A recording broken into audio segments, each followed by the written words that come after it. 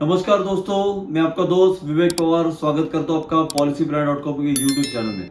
दोस्तों, gold fund, mutual fund के gold fund है, इसके बारे में ये पूरा वीडियो रहने वाला है। आपको पूरी इंफॉर्मेशन हम लोग देने वाले हैं और गोल्ड फंड के बेनिफिट्स क्या है, क्यों गोल्ड फंड लेना चाहिए। तो दोस्तों शुरू करते हैं आज के टॉपिक को। दोस्तों, हम लोग जब गोल्ड की बात करते हैं तो gold is world currency. World currency मतलब मैं कहना चाहता हूं कि इंडिया में जो सोने का भाव है या बाहर जो सोने का भाव है वो लगभग सेम रहता है। तो गोल्ड में एक लिक्विडिटी रहती है। गोल्ड एक बड़ा इन्वेस्टमेंट का माध्यम है लोगों का। एक लेमैन को गोल्ड बराबर समझ में आता है। गोल्ड इंडियन लोगों का एक बड़ा इन्वेस्टमेंट का साधन रह चुका है। दोस्तों, दुकान में जाके फिजिकली गोल्ड खरीदना या पेपर फॉर्म में या डिजिटली गोल्ड खरीदना कौन सा आसान है और कौन सा सही है। तो दोस्तों देखिए, गोल्ड ऐसी चीज है जो आज की डेट में कुछ लेवल तक नेसेसरी बन चुकी है। मुझे जितना पहनने के लिए, मुझे जितने ऑर्नामेंट्स के लिए गोल्ड चाहिए, वहां तक की नेसेसिटी है मेरी। लेकिन उसके बाद एज एन इन्वेस्टमेंट मुझे गोल्ड लेना चाहिए। क्यों?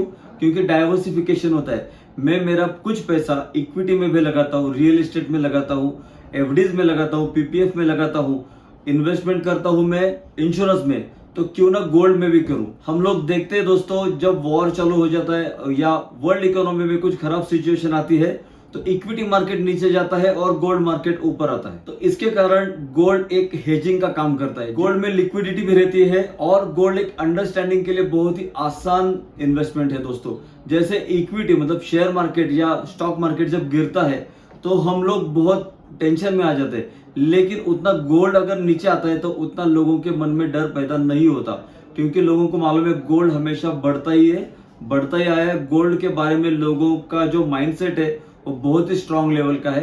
तो जितना हमें इक्विटी मार्केट से डर लगता है उतना गोल्ड से डर नहीं लगता, क्योंकि गोल्ड उतना गिरता भी नहीं। दोस्तों, गोल्ड गिरेगा तो लोग बोलेंगे अरे गोल्ड लेना ही चाहिए। तो दोस्तों, म्यूचुअल फंड हाउस ने भी गोल्ड फंड लाए हैं लगभग 2010 से। इस वीडियो में एग्जांपल के लिए हम लोग एसबीआई गोल्ड फंड ले रहे हैं। वैसे सभी गोल्ड फंड के रिटर्न्स ऑलमोस्ट सेम आते हैं, क्योंकि ये फिजिकल गोल्ड के, डोमेस्टिक गोल्ड के भाव को फॉलो करता है। दोस्तों, तो हम एसबीआई गोल्ड फंड के बारे में यहाँ पे चर्चा करेंगे। दोस्तों, आज की डेट में उसका भाव चल रहा है 18 रुपीज के करीब, 17 रुपीज 90 पैसा आज का उसका एनएवी है, नेट एसेट वैल्यू उसका यूनिट का भाव है। सितंबर 12, 2011 में यह फंड स्टार्ट हुआ था 10 रुपए से। तो इसका बेंचमार्क जो बोलेंगे तो बेंचमार्क मतलब किसके अगेंस्ट इसको कंपेयर करें तो बेंचमार्क है डोमेस्टिक गोल्ड का प्राइस। तो इसका एक्सपेंस रेशियो क्या है दोस्तों? कंपेरेटिवली इसका एक्सपेंस रेशियो बहुत कम आता है, आधे टक्के से कम है, 0.42% इसका एक्सपेंस रेशियो है। मतलब फंड मैनेजमेंट चार्जेस इसके आधे टक्के से भी कम है। एसबीआई गोल्ड फंड का एयूएम कितना है? Asset under management, total fund का साइज है 1265 करोड़। इसमें इन्वेस्टमेंट कितनी की जा सकती है? लमसम में हम लोग 5,000 रुपए मिनिमम इन्वेस्टमेंट कर सकते हैं। उसको ऐड करना है उसमें आपको तो 1,000 रुपए मिनिमम इन्वेस्टमेंट है। और अगर आप एसआईपी की बात करोगे तो 500 रुपए मिनिमम की एसआईपी से भी आप इसमें जा सकते हो। दोस्तों, एसआईपी मतलब सिस्टमैटिक इन्वेस्टमेंट प्लान। दोस्तों, तो अभी यहाँ पे मैं आपको बताऊं 2011 से आज की डेट में 2023 के मार्च एंड तक आज इसके रिटर्न आए हैं 5.2% पर एनम। इसके एसआईपी के रिटर्न हम आपको बताएंगे, क्योंकि एसआईपी में क्या होता है कि जिन लोगों ने एक लेवल पे लमसम इन्वेस्टमेंट किया और आज वही भाव है तो उनको ज्यादा वहां पे रिटर्न्स नहीं दिखेंगे। लेकिन एसआईपी में हम हर लेवल पे नीचे भी इन्वेस्टमेंट कर रहे हैं और बीच में भी और ऊपर भी। इसको बोलते हैं एवरेजिंग का बेनिफिट। तो एसआईपी में आपको एवरेजिंग का बेनिफिट मिलता है, इसके कारण एसआईपी के इसके रिटर्न बहुत ही अच्छे हैं। दोस्तों, पिछले 3 महीने के 48% रिटर्न है एसआईपी के। पिछले 6 महीने के रिटर्न है लगभग 37% से भी ज्यादा। एक साल का रिटर्न है 25%। पिछले 3 साल के रिटर्न है 12% और पिछले 5 साल के रिटर्न है 15% से भी ज्यादा। तो 15% गोल्ड जैसे कमोडिटी में रिटर्न्स मिलना बहुत बड़ी बात है। दोस्तों, यहाँ पे रिस्क कंपैरेटिवली इक्विटी से बहुत कम है। हमारे बुजुर्ग इन्वेस्टर्स के लिए या जो फीमेल इन्वेस्टर्स है उनके लिए या जिनको इन्वेस्टमेंट पहली बार कर रहे हैं उनके लिए एसबीआई गोल्ड फंड एक इजी वे जाएगा इन्वेस्टमेंट करने के लिए। इसमें दोस्तों 2 प्रकार के फंड्स है, एक रहता है ईटीएफ, एक रहता है नॉर्मल फंड। ईटीएफ मतलब एक्सचेंज ट्रेडेड फंड। उसमें आपको जाने के लिए आपको डीमैट अकाउंट होना जरूरी है। उसका बाइंग और सेलिंग दोनों एक्सचेंज पे ही होता है। नॉर्मल फंड्स जो है वो हम नॉर्मली फिजिकली भी बाय कर सकते हैं, चेक से भी बाय कर सकते हैं। इसके जो फंड मैनेजर है रवि प्रकाश शर्मा, जिनका लगभग 11 साल का एक्सपीरियंस रह चुका है एसबीआई म्यूचुअल फंड हाउस में। दोस्तों ये जो फंड है ये लॉन्ग टर्म कैपिटल एप्रिसिएशन के लिए आपको काम आएगा। और एक बताना चाहेंगे दोस्तों, गोल्ड है तो इसका मतलब यानी कि कैपिटल प्रोटेक्शन है। Capital is not protected because gold can go down side also. तो जैसे गोल्ड नीचे जाता है इसका भाव भी नीचे जाएगा। हम एक एग्जाम्पल से आपको समझाते हैं। आज एक पकड़ लेते कि आज गोल्ड का 1 तोले का भाव मतलब 10 ग्राम का भाव लेट से 50,000 में मैंने परचेस किया और एनएवी है इसका 10 रुपए। तो जब सोना अगर 1 लाख चला जाएगा तो इसका भाव 10 का 20 हो जाएगा। As simple as that.